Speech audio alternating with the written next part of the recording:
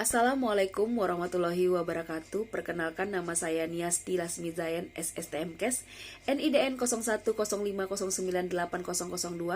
Saya sebagai dosen dan pegawai tetap di Universitas Haji Sumatera Utara. Saya bekerja di Universitas Haji Sumatera Utara sejak tahun 2009, yang dimana selama saya menjadi dosen, saya mendapat 2 penghargaan. Yang pertama, pada tahun 2011, saya terpilih sebagai dosen terfavorit dan mendapat sertifikat dan insentif. Penghargaan yang kedua berupa laptop sebagai dosen teladan pada tahun 2014. Salah satu mata kuliah yang saya ampuh adalah mata kuliah komunikasi dalam praktek kebidanan. Terdiri dari 2 SKS, 1 SKS teori, terdiri dari 7 kali pertemuan, yang setiap pertemuan selama 100 menit. Dan 1 SKS praktek kelas, terdiri dari 14 kali pertemuan, yang setiap pertemuannya juga 100 menit. Deskripsi mata kuliah yang saya ampuh ini adalah membahas konsep dan aplikasi dari komunikasi dan konseling dalam praktek kebidanan. Capaian lulusan dalam mata kuliah yang saya ampuh adalah memberikan kemampuan mahasiswa dalam melakukan komunikasi yang efektif dan melakukan konseling yang teraplikasi melalui terjunnya mahasiswa ke lahan praktek, seperti ke rumah sakit, ke klinik, puskesmas, dan desa, dalam memberikan servis excellent kepada masyarakat khususnya dalam ruang lingkup pelayanan kebidanan. Capaian pembelajaran yang diharapkan: pertama, mahasiswa mampu menjelaskan konsep dasar komunikasi dan konseling. Kedua, mampu menerapkan prinsip-prinsip hubungan antar manusia. Yang ketiga, menerapkan komunikasi efektif. Keempat, mengimplementasikan komunikasi interpersonal termasuk konseling. Kelima, menganalisis strategi dalam membantu klien mengambil keputusan. Keenam, menganalisis keterampilan inti komunikasi interpersonal atau konseling. Ketujuh, mengevaluasi keterampilan komunikasi dalam kelompok. Materi pembelajaran dari mata kuliah komunikasi dalam praktek kebidanan. Pertama, konsep dasar komunikasi dan konseling. Materi yang diajarkan terdiri dari pengertian, unsur, tujuan, fungsi, komponen, proses, bentuk komunikasi, ditambah dengan konsep konseling yang terdiri dari pengertian, langkah, fungsi, bidang, dan keterampilan dasar konseling. Kedua, prinsip-prinsip hubungan antar manusia. Materi yang diajarkan terdiri dari pengertian, tujuan, teknik, konsep diri, dan teori Johari Windows. Ketiga, komunikasi efektif. Materi yang diajarkan terdiri dari pengertian, hukum, bentuk dan karakteristik, proses dan tanda-tanda atau hasil dari komunikasi yang efektif. Keempat, komunikasi interpersonal termasuk konseling. Materi yang diajarkan terdiri dari pengertian, faktor penghambat, pengaruh pemahaman diri, komunikasi dengan orang yang tidak dikenal, penyesuaian diri dalam komunikasi, dan hambatan komunikasi. Kelima, strategi membantu klien dalam mengambil keputusan. Materi yang diajarkan terdiri dari pengertian, faktor yang mempengaruhi, tipe pengambilan keputusan, pemberian informasi yang efektif, dan saat-saat sulit dalam penerapan komunikasi interpersonal atau konseling. Keenam, keterampilan inti komunikasi interpersonal atau konseling. Materi yang diajarkan terdiri dari prinsip dasar, karakteristik bidan sebagai konselor, proses dan praktek konseling, perbedaan konseling dengan nasihat. Ketujuh, evaluasi keterampilan komunikasi dalam kelompok. Materi yang diajarkan: pertama, kegiatan kelompok terdiri dari pengertian, karakteristik, klasifikasi, faktor yang mempengaruhi keefektifan kelompok. Kedua, pengorganisasian kegiatan kelompok yang terdiri dari materi yang diajarkan membangun tim atau kelompok, permainan pencairan kelompok, tips kegiatan kelompok, dan strategi menghadapi kelompok. Sistem atau metode perkuliahan yang saya ampuh terdiri dari ceramah, diskusi, tanya jawab, presentasi, dan role play atau bermain peran. Interaksi yang saya lakukan dengan mahasiswa adalah dimulai dari pembukaan yang terdiri dari deskripsi. Yang termasuk deskripsi tersebut adalah pertama memberikan salam, kedua menjelaskan kontrak kuliah, dan yang ketiga menjelaskan manfaat dari materi yang saya ajarkan.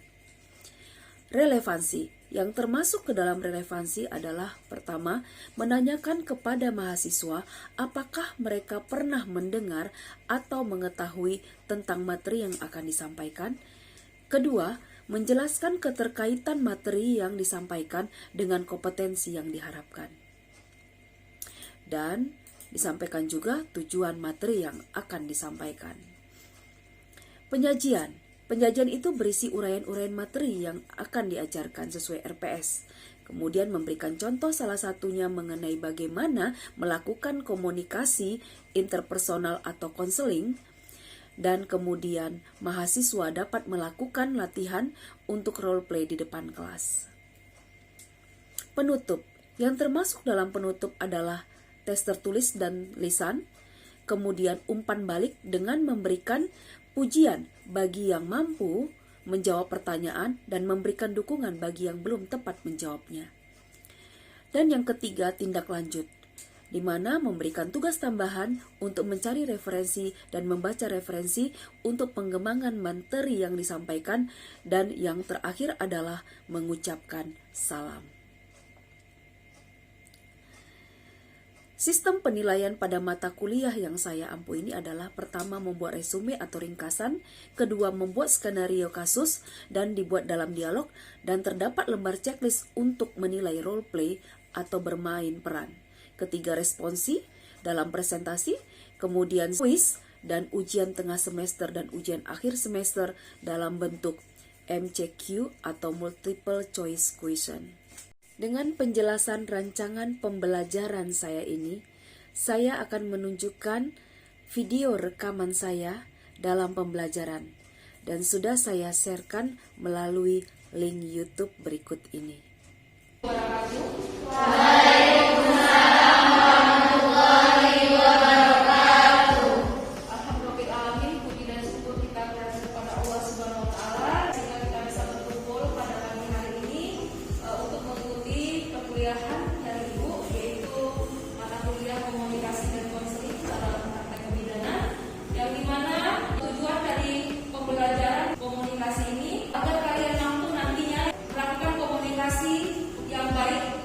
Dan benar. Nah, dan dapat kalian aplikasikan dalam memberikan pelayanan kepada pasien atau klien atau siapapun saja yang kalian jumpai. Nah, karena kalian adalah kesehatan, jadi lebih sering lakukan komunikasi kepada pasien. Baik, untuk pembelajaran pertama adalah tentang konsep komunikasi. Sebelum kita mulai, Ibu mengabsensi terlebih dahulu ya.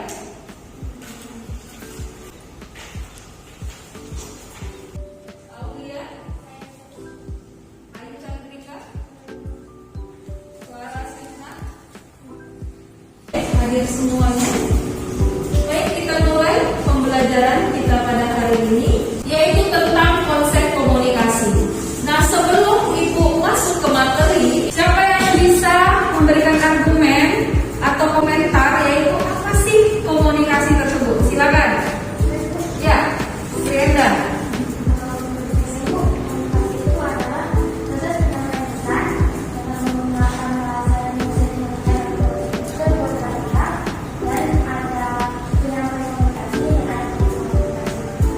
Bagus sekali. Baik, terima kasih Sri Enda, sangat lengkap memberikan jawabannya kepada kita. Berarti ada saling bertukar informasi antara kedua belah pihak. Berarti apa? Ada take and give, ada memberi dan ada yang menerima. Oke, jadi ada beberapa sumber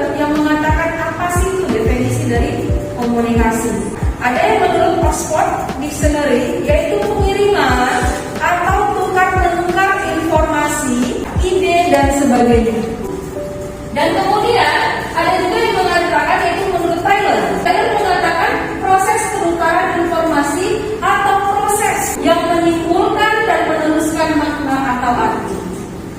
Kalau menurut Burgess, proses penyampaian informasi, makna, dan pemahaman dari pengirim pesan dan penerima pesan. Jadi, pengirim pesan itu siapa?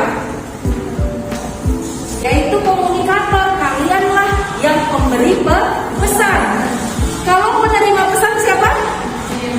Yaitu pasien atau klien, yang disebut dengan komunikan, yaitu pasien kalian yang kalian ajak melakukan komunikasi. Yaitu komunikasi itu bisa berbentuk apa? Juga verbal dan non-verbal.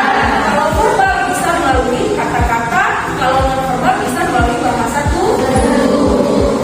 Jadi dapat disimpulkan bahwa komunikasi itu merupakan proses penyampaian informasi atau pesan, ide, sikap ataupun gagasan dengan menggunakan apa? Tanda, simbol atau lambang atau perilaku dari komunikator, si pemberi pesan tadi, kepada si penerima. Untuk apa tujuannya? Untuk mengubah serta membentuk perilaku komunikan atau penerima pesan ke pola yang bagaimana dan pemahaman yang dikehendaki bersama.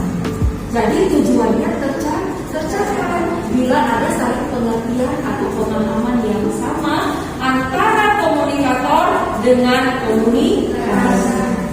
Kemudian kita masuk ke unsur-unsur komunikasi. Jadi tadi sudah ada yang Ibu katakan, apa sih di dalam dari proses komunikasi ini? Berarti apa? Ada komunikator, kemudian komunikan, kemudian apa lagi? Pertama pesannya, kemudian umpan balik, dan dipengaruhi oleh lingkungan. Nah, macam-macam bentuk media yang perlu kalian ketahui apa? Nih, seluruh panca indera. Seluruh panca indera kita ini disebut dengan apa? Media untuk melakukan komunikasi. Melalui mata, melalui perabaan, kemudian melalui apa lagi? Media cetak, media elektronik, yang sekarang kita bisa dipermudah dengan menggunakan handphone, televisi, semua alat-alat komunikasi yang mempermudah kita melakukan komunikasi. Sebentar saja sudah tersambung dan terhubung. Tetapi dengan adanya mudahnya komunikasi kita kepada orang lain, pasti ada efeknya juga. Bisa mudah tercapai, tetapi ada juga yang bisa mengakibatkan apa? Yang konflik di dalamnya. Nah, kemudian ada pengaruh. Pengaruh ini maksudnya gini, setelah kita melakukan komunikasi, ada efek yang ditimbulkan oleh komunikasi yang kita lakukan. Bisa ke arah yang baik, bisa ke arah yang buruk. Kemudian umpan balik. Umpan balik ini apa? Umpan baliknya itu apa yang kita sampaikan. Nih seperti ini ya, Ibu sampaikan kepada kalian sebuah informasi penting. Tetapi apa yang Ibu harapkan nantinya adalah feedback yang baik, yang bisa mencapai tujuan Ibu, yaitu supaya kalian mampu menerima atau menyerap apa yang Ibu sampaikan atau informasi yang Ibu sampaikan, sehingga menambah pengetahuan kalian. Dengan cara apa Ibu mendapatkannya? Berarti dari hasil ujian kalian, yaitu prestasi kalian menjadi lebih bagus. Dan apalagi tujuannya dalam komunikasi, bisa kalian melakukan komunikasi kepada pasien. Di sini ada jenis-jenis umpan balik. Yang diharapkan jenis umpan balik ini ada umpan balik yang positif, ada umpan balik yang netral, kemudian ada umpan balik yang tidak sama sekali berpengaruh, yaitu dengan zero umpan balik. Nah, itu dia. Ada yang netral, ya sudah biasa saja. Kalau positif berarti lebih bagus, dia ada perubahan. Kalau negatif berarti ke arah yang tidak baik. Kemudian lingkungan.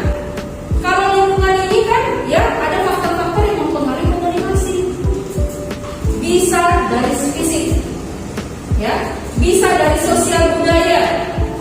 Sosial budaya kalian berlatar belakang yang berbeda, mungkin cara komunikasinya yang berbeda. Nah, ini kalau kalian masuk ke suatu daerah harus tahu sosial budaya di daerah tersebut. Bukan asal masuk, bukan sesuai dengan keinginan kalian, tetapi kalian memakai apa? Prosedur sesuai yang diterapkan di daerah tersebut. Kemudian psikologis, di mana psikologis kita itu harus memang netral, stabil. Kemudian situasi atau musim, mungkin musim hujan susah berkomunikasi atau sinyal yang nggak bagus kalau kita melalui handphone. Banyak faktor-faktor yang mempengaruhi. Jadi pada intinya tujuan komunikasi itu adalah untuk memudahkan, melancarkan, melaksanakan kegiatan tertentu dalam mencapai suatu tujuan. Nah, fungsinya apa saja? Yaitu baik sebagai informasi, pendidikan, ya, kemudian informasi itu dapat berupa apa?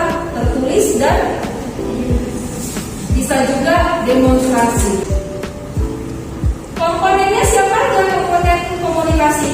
Yaitu manusianya sendiri, informasi, cara, dan alat media. Nah, kita masuk ke proses komunikasi. Di mana proses komunikasi itu ada yang disebut dengan tokoh si Laswell yang mencetuskan ini atau yang menciptakan suatu proses komunikasi. Proses komunikasinya apa saja dilambangkannya? Ada yang dikatakan dengan modelnya yaitu SMRCE. S itu apa? Source. Itu source itu apa? Sumber. Sumber itu dari mana? Komunikator. Pusatnya ceritanya. Nah, M, message, berarti pesan yang akan disampaikan. Kemudian R, receiver, yaitu penerima pesan, yaitu komunikan. Kemudian C, channel, channel atau saluran yang digunakan. Apa saluran yang digunakan? Bisa berupa apa saja? Handphone, melalui apa lagi? Surat, macam-macam ya. Nah, kemudian terakhir adalah efek. Efek berarti pengaruh apa hasil dari komunikasi kita. Sebelum ibu lanjutkan nih, ada yang ingin ditanyakan? Ya, silakan. Siapa namanya? Oke, silakan Suri. Tadi kan kita udah tentang komunikasi.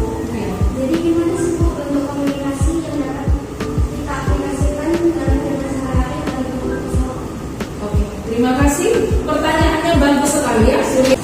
Baik, tadi ada teman kalian ya, Suri yang bertanya. Nih, kan sudah kita pelajari di komunikasi.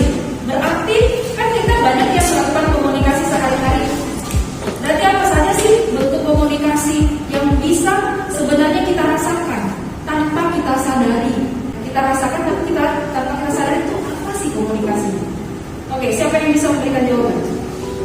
Ya, silakan. Namanya siapa? Ya, silakan Ayu. Komunikasi kepada diri sendiri itu contohnya waktu kita beribadah. Oke, komunikasi berarti dalam diri sendiri seperti beribadah. Bagus sekali ya Ayu ya. Siapa lagi yang lagi memberikan tanggapan? Ya, persilakan. Siapa namanya? Oh, Dewi, silakan Dewi. Komunikasi terhadap orang lain. Oke, komunikasi kepada orang lain berarti face to face. Oke, terima kasih. Nah, jawaban kalian itu merupakan semua bentuk komunikasi. Suri ya, pertanyaan kamu bisa dijawab yaitu itulah tanpa kita sadari bahwa memang komunikasi yang terjadi dalam diri sendiri itu merupakan salah satu bentuk komunikasi. Kedua, komunikasi antar individu yang cerdas kalian lakukan sehari-hari. Dan komunikasi, tadi teman kalian mengatakan bahwa komunikasi bisa diberikan kepada seluruh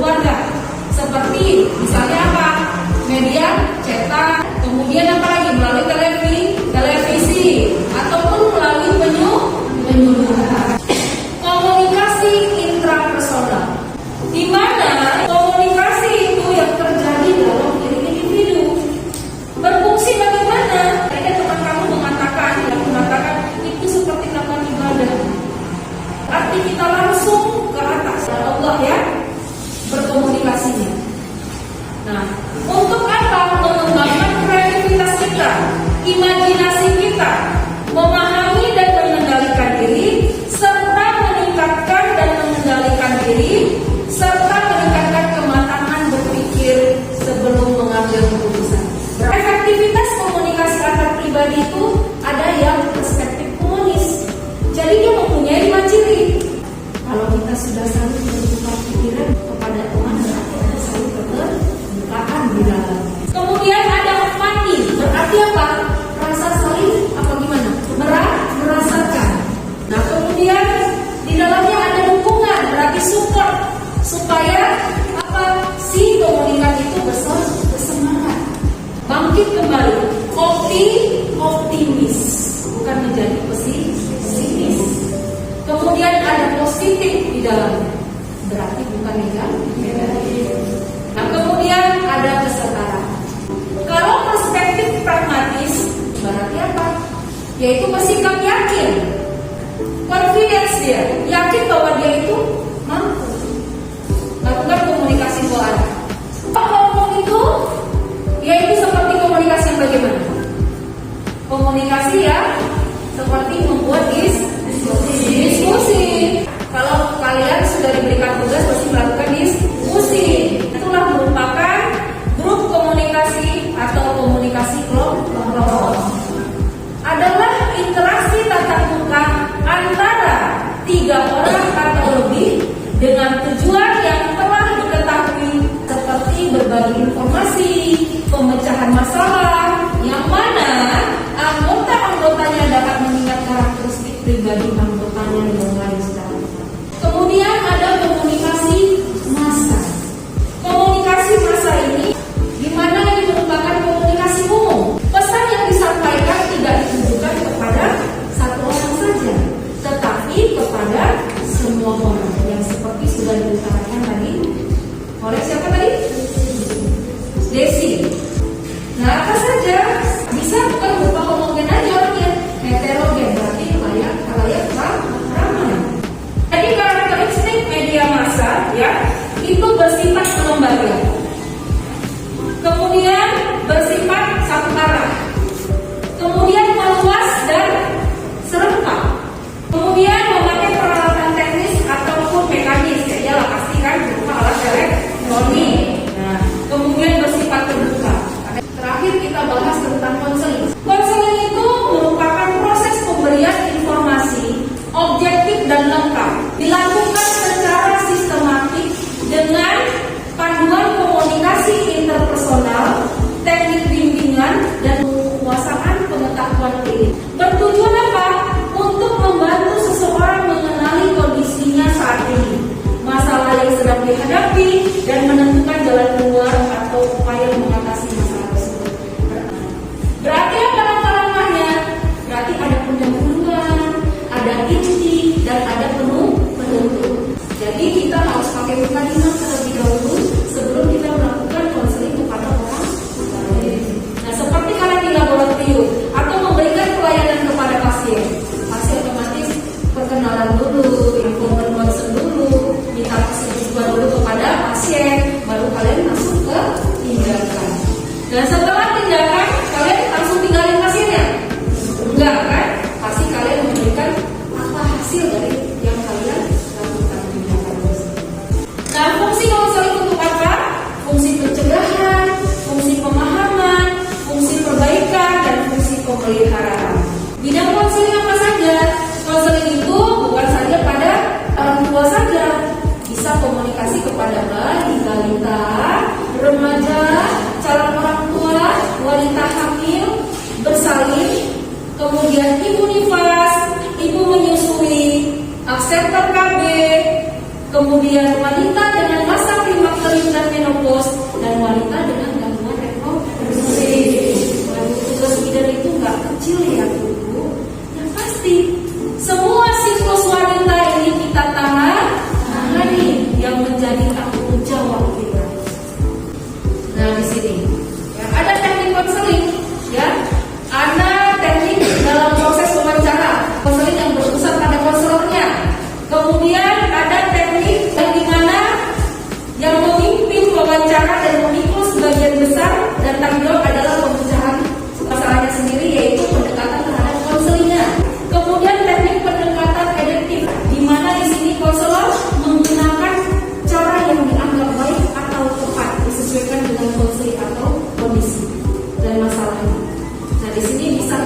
mempelajari keterampilannya, karena ini nanti kalian aplikatifkan nanti kita dalam demonstrasi. Kemudian ada keterampilan dasar konselingnya, yaitu keterampilan dasar menyimak, kemudian mendengar, kemudian keterampilan memantulkan dan merangkum, dan keterampilan memperhadapkan.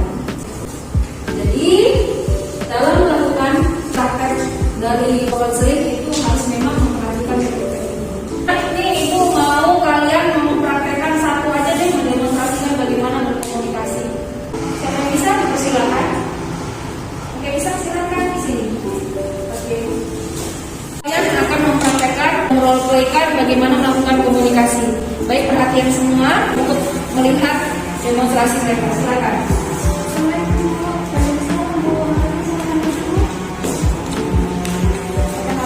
Nama saya Dina Sukmasari. Ibu dengan siapa? Dengan teman ibu. Apa keluhan ibu? Jadi begini, saya mengalami saya tidak lancar. Jadi gimana ya? Saya tidak lancar itu karena ada suatu masalah atau apa. Jadi bisa mengatasinya itu, ibu bisa mengurangi dengan sendirinya itu dengan menggunakan pasangan atau ini atau melakukan dengan melakukan kegiatan. Jadi selain yang kegiatan, ibu itu bisa mengkonsumsi makanan yang kaya nutrisi, misalnya makan makanan yang pokoknya bergizi ya Bu. Jangan makan yang junk food, makan sembarangan itu dihindari. Lalu ibu tuh kalau bisa mengurangi obat-obatan yang mengandung infeksi. Baik, terima kasih Bu Bidana. Ini sama-sama Bu.